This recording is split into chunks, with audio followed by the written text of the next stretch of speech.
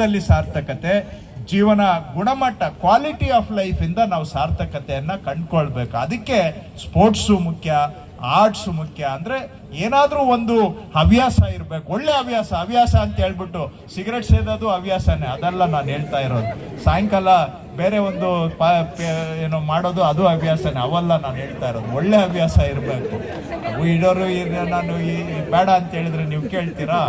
ಆದ್ರೆ ಒಳ್ಳೆ ಹವ್ಯಾಸಗಳು ಇರಬೇಕು.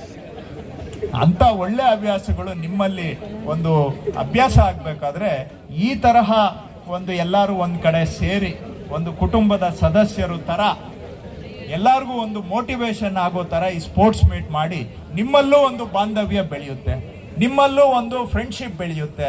ಯಾರೋ ಯಾವುದೋ ಜಿಲ್ಲೆಯಲ್ಲಿ ಗುಲ್ಬರ್ಗ ಅಲ್ಲಿರೋರ್ಗೂ ಕೂಡ ಇಲ್ಲಿರೋರು ಶಿವಮೊಗ್ಗದವ್ರದ್ದು ಸಂಪರ್ಕ ಆಗುತ್ತೆ, ಚಾಮರಾಜನಗರದವ್ರಿಗೆ ಬೀದರ್ದವ್ರದ್ದು ಸಂಪರ್ಕ ಆಗುತ್ತೆ. ಅದರಿಂದ ಎಷ್ಟೋ ಒಂದು ರಿಲೇಶನ್ಶಿಪ್ ಬೆಳೆಯುತ್ತೆ.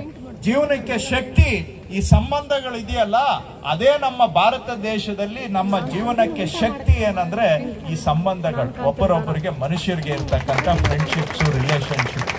ಆ